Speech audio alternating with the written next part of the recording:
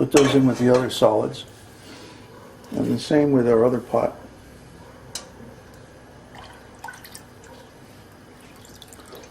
Pour the clear ghee out and leave the solids in the bottom of the pan.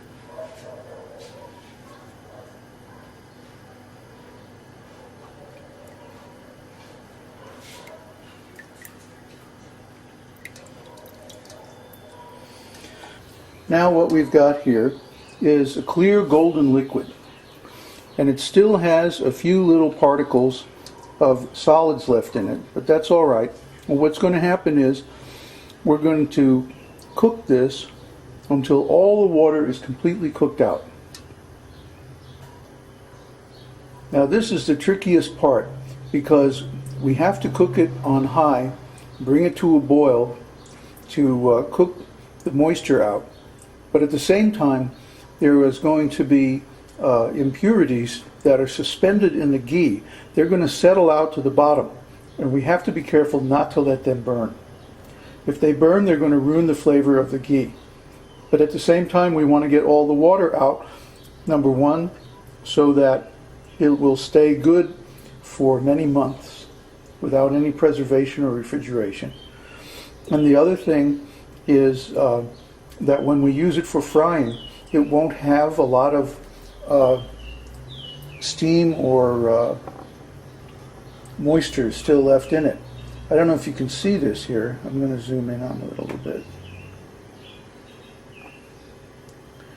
But there's already water bubbles or steam bubbles coming up here from the bottom. And as the ghee heats up, we're going to get more and more of those. You can see those little flecks of stuff floating around. Those are just the few impurities that are left. And as they cook off their water, they are going to sink to the bottom of the pan. So as the ghee gets hotter, you're going to have to reduce the heat in order to keep those pieces of impurities on the bottom from burning and ruining the flavor. But now these pieces of impurities are like sticking to the bottom.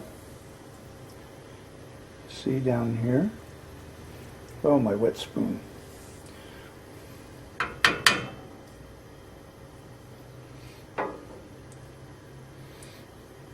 This is pretty clean ghee. Usually there's quite a bit more of stuff in suspension that cooks out and sticks to the bottom. But even so, we'll still need to let it cool, and all those little pieces fall to the bottom, and then we'll pour it off one more time at the end.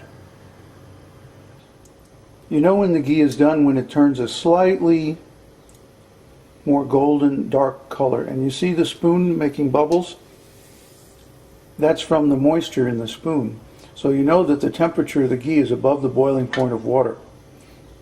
And that means that the moisture is pretty much cooked out, so we turn off the flame at this point and let it cool and get ready for the final pour off.